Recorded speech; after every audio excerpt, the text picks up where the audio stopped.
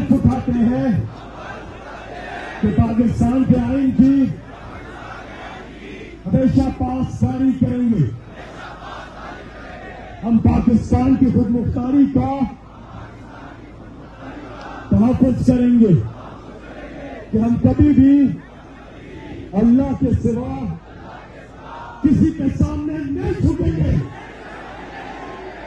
और हम हकीकी आजादी के इस जिहाद में आखिर तक इमरान खान के साथ जद्दोजहद करेंगे और हर किस्म की कुर्बानी